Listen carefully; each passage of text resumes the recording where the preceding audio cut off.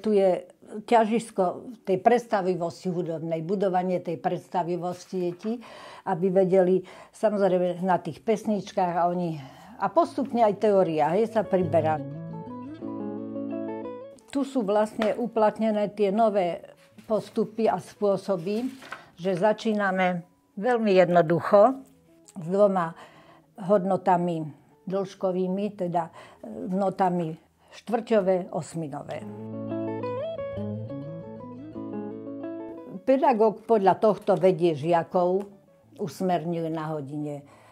No a dospeje k tomu, že vlastne dieťa na konci už tie hádanky, keby sme si pozreli, tak ono musí, tú predstavu má natoľko už rozvinutú, že sa pozrie a že to je pieseň.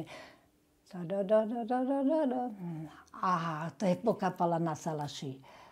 Že už nepovie, ja neviem.